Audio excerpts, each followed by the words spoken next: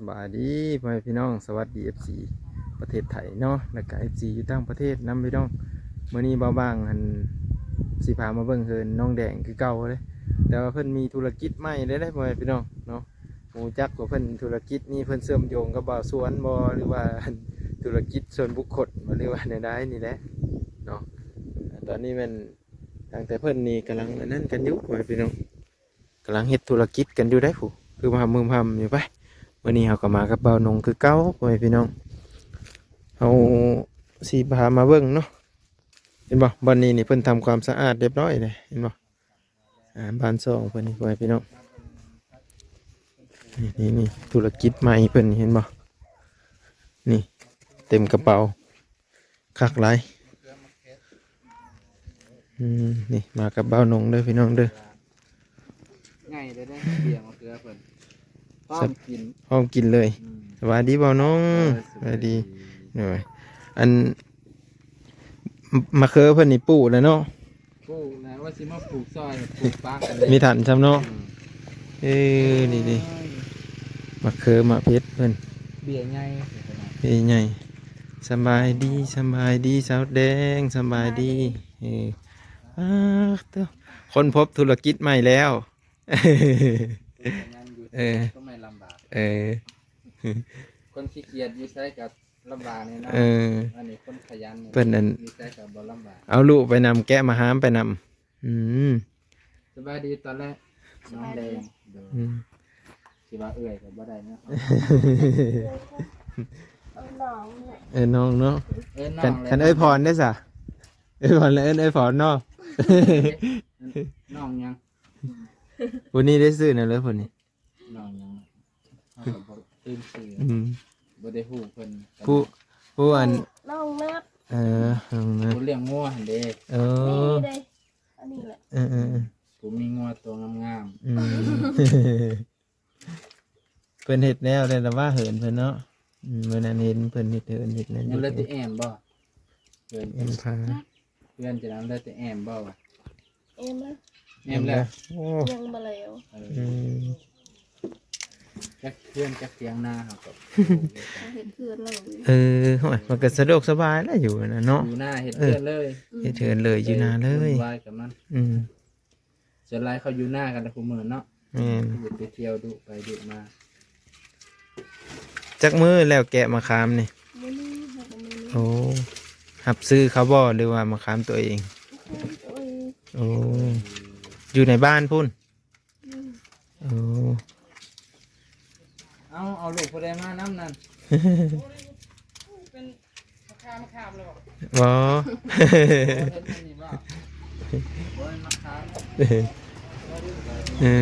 สบายดีบ่แต่งมาแต่เช้าน่ะเก็บมะขามโอ้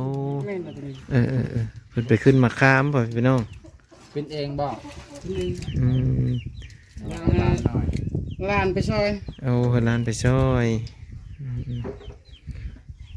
ได้จักกระสอบมื้อนี้หั่น2กระสอบพ่อพี่น้องเอ้ยนี่สอบขาวก็เต็มที่เลยเนาะ2กับอยู่กระซามอันนี้เพิ่นหาการแกะอยู่กระมังนี่ก็ได้มามันเยอะดีเนาะคุณมาเยอะพักใหญ่นี่คือคน6,000โล6,000มั้งเห็นพอข่าวว่า7,000เลยแล้วจะอารมณ์พอข่าวสุดแท้อารมณ์พอข่าขึ้นพอข่าลงแล้วแบบนี้6กับ6น้ำเขา5กับ5น้ำเขาลองมาได้เพราะว่าพอคำสมโลคำสมคือมาคำหวานมาคำหวานแห้งแพงขึ้นนี่มันเนาะบ่เอาไปไหนแล้วยาไว้กินอันนี้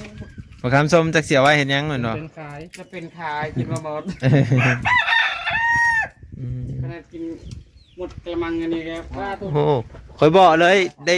หาหุงหมอไว้ท่าทำรถว่าปีได้ดูเลยห้องน้ำเลย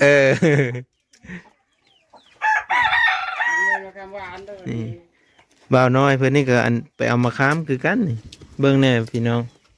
มะขามพักใหญ่ๆเลยนะนี่เอามาแต่ไก่บ่หน่อยโอ้ป่าพุ่นหม้อ ว่ากันไปขึ้นเอาอยู่พุ่นพ่อแม่พี่น้องแล้วก็เอามาป้อแบบนี้ได้ขาสิขายเป็นมาแบบนี้เขาบ่ซื้ออีกแม่นบ่เอาอือฮึก็ต้องปอกก่อนพ่อแม่พี่น้องจังได้ขายได้ แบบว่าบ่ได้ปอก มันจะสบายเฮา นี่ที่เฮาเลยซื้อแบบบ่ฟองเฮาเลยซื้อแบบบ่ฟองมาแกะเองบัด ซื้อด้วยกันเหรอ ซื้อได้บางคน ซื้อ เขาหาซื้อเป็นก๊กอันนี้ แม่น เออ ซื้อเป็นกบ ลูกตรา ลุกมาจะว่าเดี๋ยวว่าแห่งใด บ่ฮอดนะหันแม่นหันคำลูก อืม กุกใหญ่ๆหันกุกน้อยๆนะสมมุติว่า มาบ่ดก ลูกสมมุติว่าเขาเอา7-80มันถือ50 อืม เขาก็สิประเมินก่อนแล้วว่ามันฮอดบ่แสนหนึ่งแสน ทั้งขึ้นทั้งลง ต้องเก็บเองอีก อืม เขาก็ซื้อหลาย ก็ซื้อเป็นต้นนี่รูปแม่นบ่ อืม ลูกพวกเฮาสุขาย เออ พวกขายก็ซื้อนะบ่เขาซื้อแล้ว เออ เอา เอา สอบหนึงก็เราไล่แบบ10,000 อืมชอบ เขาขายสอบหนึงก็หันไปปอกนะได้แล้วดิ40 60 เป็นโลเนาะเฮาไปไล่เป็นโลบัดนี้จะว่าขายเป็นกระสอบนี่ ก็หนักว่าสอบ10 บาท อืม สอบเช้าเดี๋ยวนี้คือว่า อืมเห็นบ่สวนเพิ่นซื้อมื้อนั้นน่ะจักเท่าไหร่ก็สอบรถมันสาว30นี่แหละประมาณ บางเทื่อเจ้าบักคามบ่งามนะเดิ เออ มันเป็นดวงลายน่ะ เออ รูปเฮาเนาะมันมีสิแก้ทิมได้เฮากัน ทางลูกทางมวย อืม รูปซื่อๆก็ว่าเป็นอย่างไรทางมวยเกะน่ะ อืม กำไรก็บ่มี บางเทื่อนี่จะมันดีผู้ขายเป็นสอบนั่นแหละกำไรดี อืม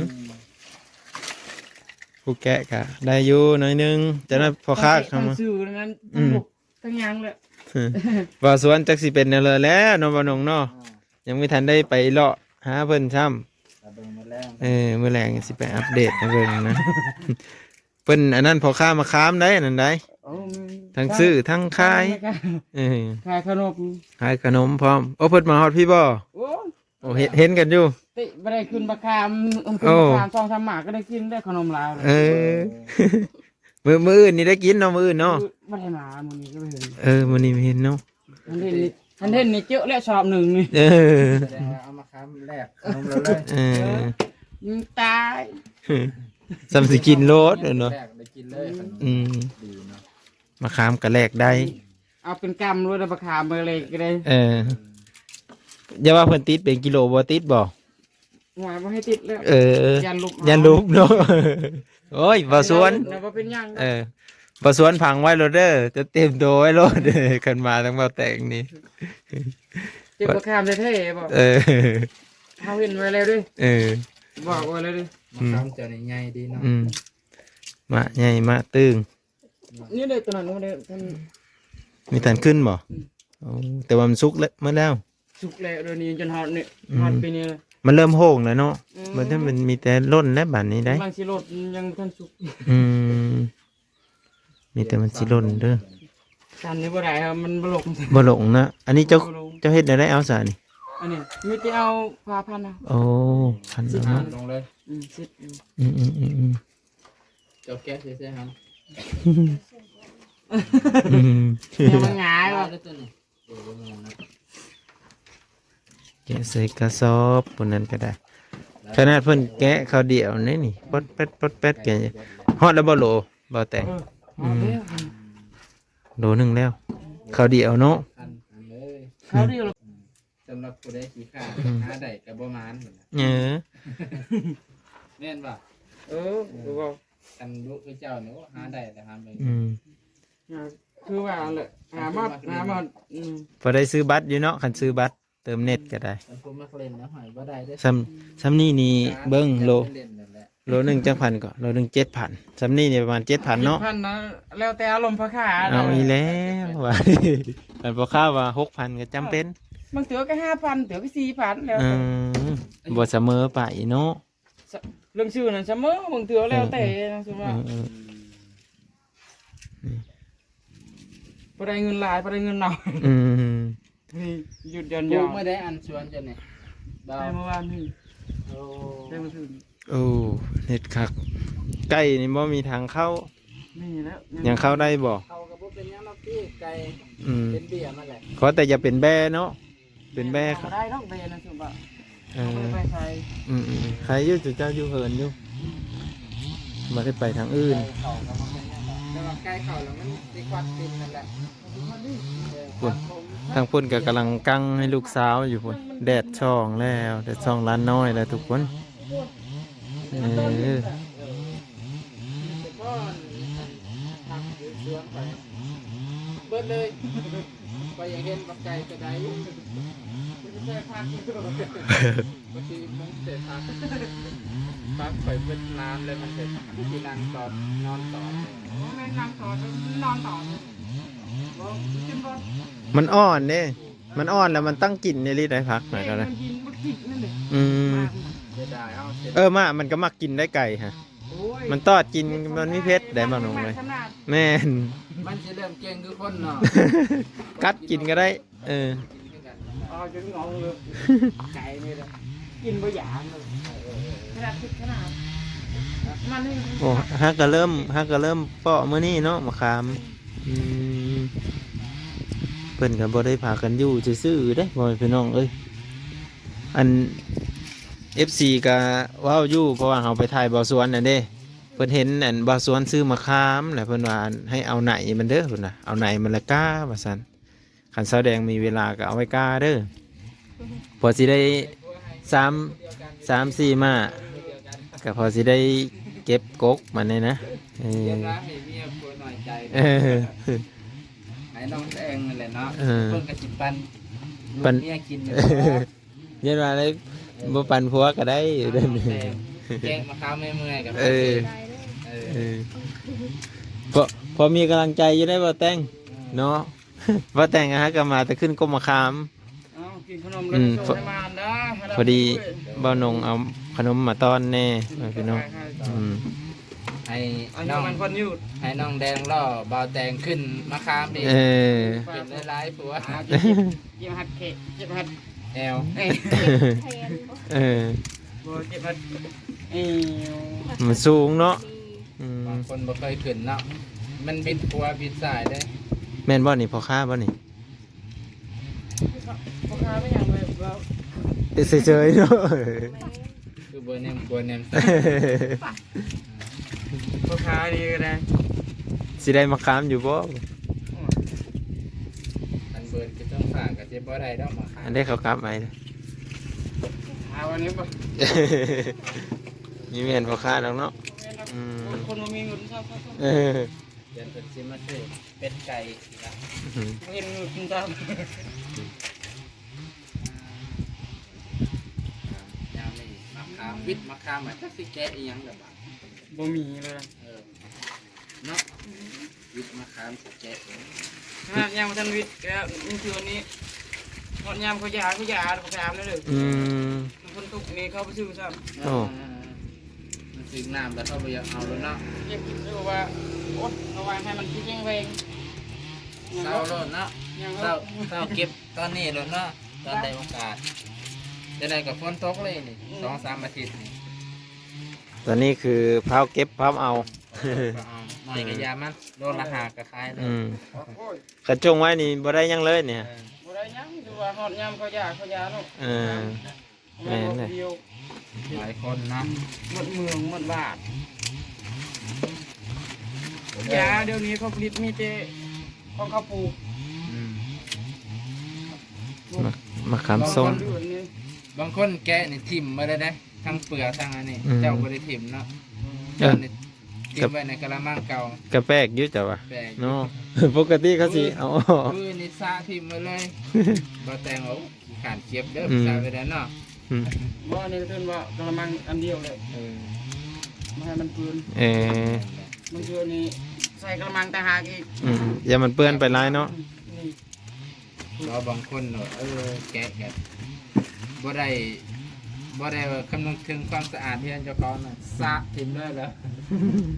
โอ้ยบ่ได้ตรงนั้นบ่ได้ ตรงนึงถึงก็สะอาดตลอด อันนี้ตัวมันตกเลยเอาไว้ทีหลัง อืมตัวมันนั่นบ่ตกแล้วเอาไว้ต่างหากอีก มันตกแบบนี้นะเอาไว้ทีหลังหยิบ อืม ทำความสะอาด อืมอืม งานจะได้ก่อนเปลือกมะขามมันนั้นอย่าไปอย่างนั้นมัน นี่ อันนี้แม่แบบ มันมาหาบ้ามัน บ่เห็น แสดงว่ามีแต่เฮาตัวนี้ อืม โชคดีเลยจ้ะโชคดียังได้หายเป็นยังทันมาปกติหายเป็นมาแต่เก่า บ่มีเบียกบ่ อืม จะได้เพิ่นมีเวียกไปทางอื่นนะ สงสัยอยู่ บ่ขาดเป็นอาหารน้องแดงน้องพรน้องพรได้ยินนี่ ตัวดีใจนะ ว่าพื้น เออ ลงเด้อ อายุ เพิ่นมาพี่บ่เออ อย่าบอกจังซั่นเด้อ เออ ทำบ่ได้ เออโอ้มีการรอบพื้นกันดิ จึงว่าพื้นกันเนาะ เออ เรามักเนาะ เออ เพ เสร็จ ราะว่าเจ้าเมื่อเราใช้ประคิดฮอดยาว เออ โอ้ไอ้พรเป็นรอบพื้น ว่าพื้นแบบใดนี่ว่าพื้นแบบว่า มักแห้งบ่ เออ ว่าพื้นมักเลยว่าพื้นแบบว่าบ่มักแล้ว มดมากแล้วเหรอ ก็มากแล้วเนาะ เออ แล้วบ่ บ่ยา ว้าว แล้วบ่ สุขังได้แน่เป็นหยังดอกผมจะดีแล้วมีผู้หักผู้แพงเดี๋ยวผม อืม ดีกว่ามีผู้ตั้งเนาะน้องแส ดี ง แหละ อืม ดีมัก นั่นน่ะ มีผู้หักผู้แพงก็ดีแค่สินะอันมีติผู้สร้างหน่อยบ่กล้าออกจากเพื่อนเดี๋ยว กล้าว่า นี่กล้าหอดไปหากันแล้วขันสั่งกันนะกันหักเพลงกันไว้ อืม แต่งกันไหวคือข้าวเหนียวหนึ่งไม้ยาสุดได้เพห้าคือน้ำถือข้าวเหนียว อันนี้คือพากันแกะมะข้าวมะขามอยู่ แพงแบบนั้น อืม เนาะ โอ้แม่นแล้ว เรือเพันจะได้หรือบ่ ไปเอาสบู่ อืมเอ เอา อ ถืออะไร เออ ผมมาเอาสบู่อยู่พี่บ่ กูถือ เออ มันบ่ เสื้อลูก อีสักเสื้อลูกทรงลูกกับมาเอาแพบน้ำนอง กูถือ อืม จนแทบได้11เลย อืม แพบตั้งนี่จะสิเวัด เอา ตั้งนี่ก็มีลูกคือกันคือบ่ว่า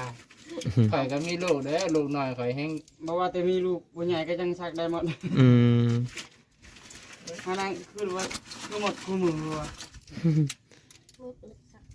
เอาหมดก็ซื้อไม้สมมุติว่าเนาะ อืม อันนี้ก็หมดก็ยังซื้อไม้ อืมซื้อ ขาแล้วขนาดนั้นเด้อ อืม เบิ่งนี่สิมาน้ำนองอยู่แล้ว อืมเพิ่นผ่าอาศัยน้องก่อน อืม สิว่าน้องก็สิมีเงินมาได้ใช้ อืมขันน้องหมดได้สะ ขนองมันก็บ่ได้ซักเสื้อผ้า เออ จบกันเลย งงแล้วบัดนี้ จะไหนสิได้ถามเพิ่นกัน อืม เดี๋ยวเอาเดี๋ยวเอา บ่ดอก ก็สิถามเพิ่นนั่นแหละเนาะถามว่าอันมีบ่แพบมีบ่นั่นแหละ บ่มีเวียกลายอยู่บ่มีแนวหา เออมาปอกมะขามนำบ่าวแต่งนี่เด้บ่าวแต่งก็ให้แล้วนะบ่าวแต่งเนาะ โอ้ย ปันกันสำซื้อแพบเนาะ คนชื่อแป๊บเนาะพอได้อยู่ดอก อืม ดอกเนาะ นั่นแหละบ่คาม อืม ต้องให้แกะซอย คันบ่ แล้วเนาะ เออ บ่ได้เด้อ คันแกะบ่แล้วนี่บ่ให้อีกแม่นบ่ เขาก็บ่ได้เงินอีก เออ คอยก็บ่ได้เงิน แม่นแหละ พร้อมกันบ่ได้ คันแกะซอยกันก็พร้อมกันได้เนาะ อืม อืมแม่น แต่ แหละ เพื่อนเพิ่นคือว่าแหละมันมีแต่เด็กน้อย อืมเด็ก น้ น้ อ อย ย น้ มา อยทำนั้นอยู่ในเฮ็ดเวียกแล้ว อืม คนใหญ่นั่นเลย อืมอืม น้องอันสโลกันแล้วก็แลนนาแลนนั่ง โอ้ แต่ว่าลูกเล่าหันแหละเราคุมบ่ได้คือมีลูกแต่ว่าเราคุมบ่ เอ ได้ อมันเป็นน้ำแม่เนาะ อืม เราคุมแบบ บ่ต้องเฮ็ดเรียกได้เหรอ ได้แล้วแต่พ่อแม่คุมบ่อ บ่ ยู่ ได้ บอกไม่ได้กันยากนั่น พ่อ เนาะ แม่น่ะ อืม อันนี้ก็แม่มีเสือมันเกิดกับพ่อแม่เมื่อยบ่แล้วก็ปล่อยลูกมันนะเขาคิดแต่ว่าแบบลูกลองลูกจน ตัวโหดพักบ่แบบนี้บ่ เออคุณนะมาเลาะมากเล่นผักบงเนาะโหดคู่มือบ่หรือว่าหากระโหดซอยเพิ่นหรือว่าอันของเจ้ามาปลูกเองตัวนี้ ปลูกน้ำกัน เออปลูกนำกันผู้นี้โหดน้ำผู้นั้นขาเว ไปพี่น้องเอ้ยเนาะสาวเพิ่นก็เหินใกล้กันนี่แล้วก็เพิ่นมาปลูกมันฮดนำกันดีพุ่นมักทองมักถั่วมักแตงกับปิดกินแล้วเนาะ มักถั่วมักแตงกับปิดกินแล้วเด้อเพิ่นว่าว่าแล้วเก่งใจสาวผู้เพิ่นฮดน้ำนี่แหละเนาะ